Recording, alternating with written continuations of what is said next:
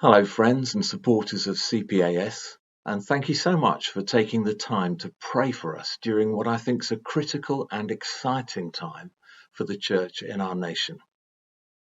I'm recording this on the eve of Holy Week, with Resurrection Sunday just around the corner, promising so much of life and life in all its fullness. One of our key aspirations that I know we share with you is that every church in the nation would be a pathway of faith for those who are searching. And as I promised last time, we've now launched our contribution to that aspiration. How to Nurture a Faith-Sharing Culture is now being read up and down the country. It's stashed full of creative ideas for church leaders. The link is here again, and there are still some available for free. One of the deepest ways that we engage with churches is through our patronage work and appointing vicars.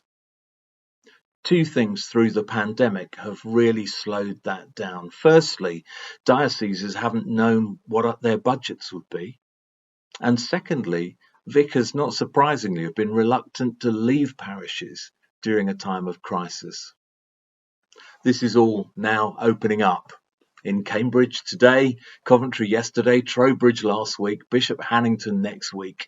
Parishes are doing that same thing that we're all doing. We're wanting to regroup as communities, reinvigorate our worship and our witness, and in many cases wanting to relaunch our children and youth work.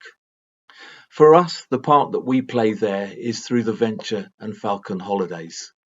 We've been so excited over the last few weeks to relaunch the school ventures, which we do in partnership with schools and church communities.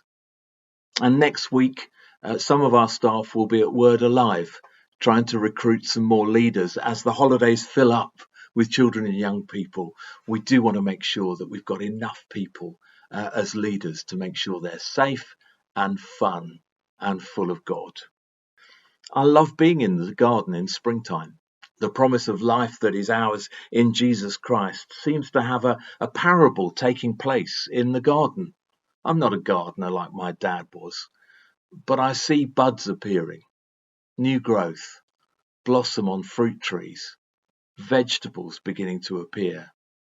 Some of this is work that I've done, but the majority is just God's created order doing what it does.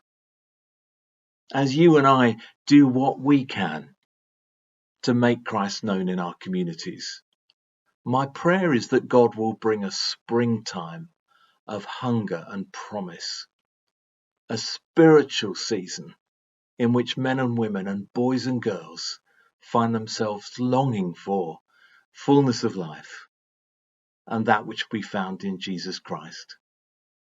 I wish you a really happy Easter. May you be blessed and know the power of Christ's resurrection.